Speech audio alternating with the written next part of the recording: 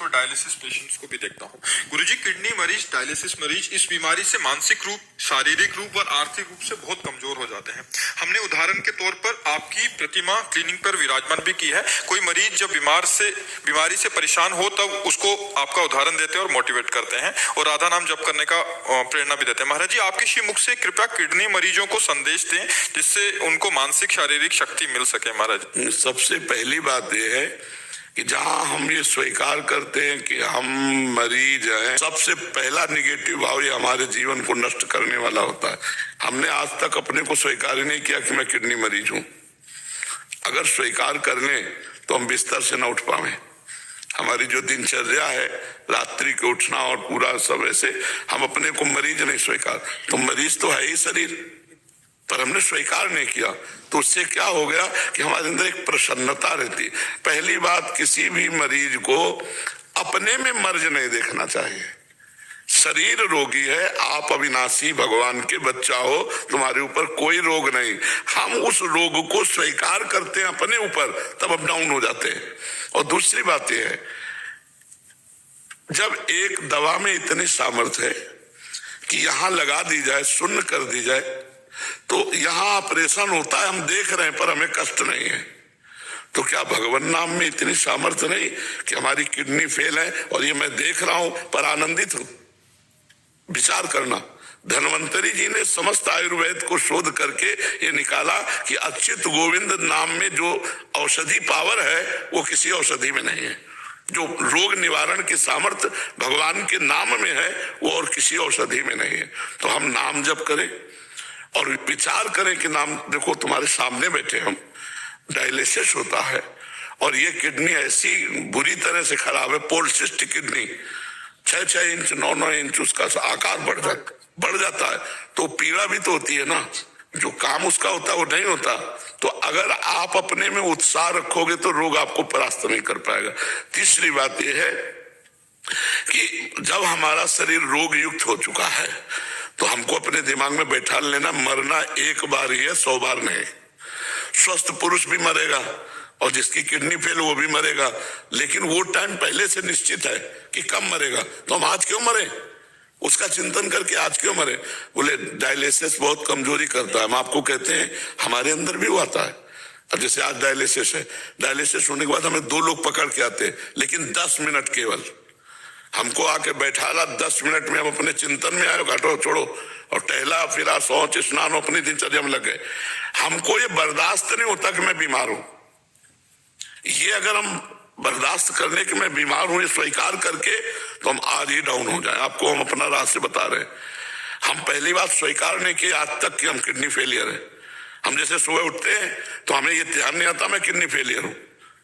हमारी दिनचर्या चलती गई। ध्यान तब आता है जब कहेंगे दवा लेना है, अच्छा लाओ दवा, चलो आज डायलिसिस, चलो कर लो। या कोई विशेष पीड़ा हुई तो हाँ ठीक है वो फेल। ऐसा पहला, हम बीमारी को स्वीकार ना करें होते हुए भी। दूसरा, हम ये विश्वास करें कि जब एक शून्य की सुई लगा देने पर हम अंग को चीर फाड़ देखते रहते लेकिन कष्ट नहीं होता। तो ये सामर्थ्य जो भगवान की तरफ से आई इसमें दवा में, वो नाम में बहुत बड़ी सामर्थ्य है। राधा नाम में हम नाम जप करें और प्रसन्न मुद्रा में रहे, मरने का भय त्याग दें, क्योंकि मृत्यु एक बार होगी, वो सबकी होगी, मेरी नहीं, सबकी होगी। और सबको कष्ट है। कोई मानसिक जल रहा है डिप्रेशन में, कोई शारीरिक दंड भोग रहा है। तो हमको उत्साह संपन्न रहना है, हमको डाउन नहीं होना है। अगर हम भगवान के भरोसे हैं तो अर्थ संबंधी चिंता नहीं करनी चाहिए, क्योंकि तुम्हारे पास कुछ तो होगा। मेरे पास कुछ नहीं था तब मैं निराश नहीं हुआ। तो आज भगवान को लगा कि इसको जरूरत है तो व्यवस्था कर दी उन्होंने। नहीं कि हमने कहा नहीं किसी से, अपने आप व्यवस्था है। देनहार कोई और है, देते रहे दिन रहे। तो आप कह दोगे आप बाबा जी, तो हम वही बाबा जी जिसको खाने को नहीं मिलता था, जिसके दवा के पैसे नहीं थे, लेकिन भगवान के भरोसे हैं। तो तुम क्या भगवान के भरोसे नहीं हो सकते? कई जगह ऐसी व्यवस्था देखी गई कि डायलिसिस फ्री होता है, नहीं होता। भगवान सहयोग बना देंगे। अर्थ से आप परेशान मत हो, रोग से आप निराश मत हो, तो आप उत्साह संपन्न रहेंगे।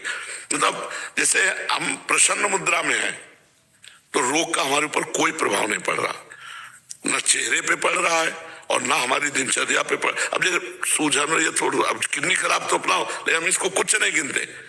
अब आदमी, गृहस्थ आदमी क्या होता है कि भोग प्रधान जीवन रहा, अब उसको भोग का, अब वो सब गया, अब अर्थ गया, जीवन निरर्थक उसके समझ में आता है।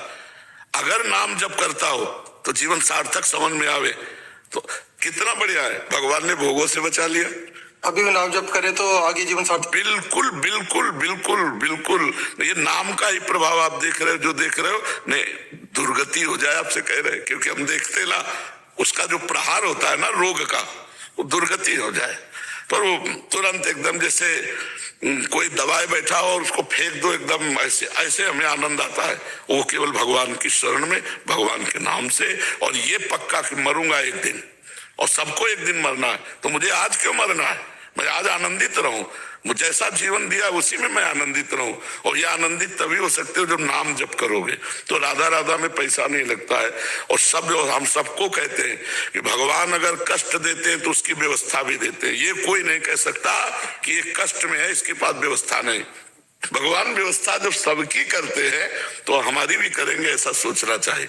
हम किसी से मांगते नहीं, अपने आप सब व्यवस्था भगवान करते हैं। हम ऐसे देखते हैं कि जैसे राजकुमार ऐसे में भगवान रख रहे, और हमने सोचा था कि हमारी बड़ी दुर्गति होगी क्योंकि ना मेरे पास रुपया है, ना एक व्यक्ति है, ना 1 इंच जगह है, और हालत ये हो रही, अब क्या होगा। तो सोचा तो वही होगा जो भगवान मंगल करेंगे, और भगवान ने सब ऐसा किया। एकमात्र भगवान से जुड़ने से हर समस्या का समाधान है। अगर भगवान से नहीं जुड़े तो समस्या ही समस्या है, समस्या ही समस्या है। तो जो स्वस्थ है वो क्या समस्या से रहित है क्या? आप देखो ना, अंदर जलते रहते हैं, वासना उनको जलाती रहती है।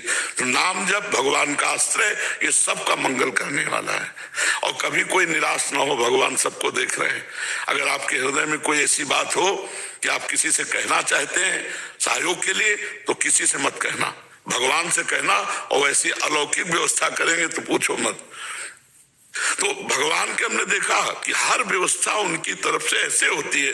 तो ये नहीं कि हम ही के, सारे जगत की करते। देखो पशु पक्षी जो 1 कुंतल मांस खाता है पशु, भगवान उसका भी पेट भरते, चींटी का भी पेट भरते, हाथी का भी पेट भरते। हमें उस भगवान पर विश्वास रखना चाहिए और नाम जप करता रहे।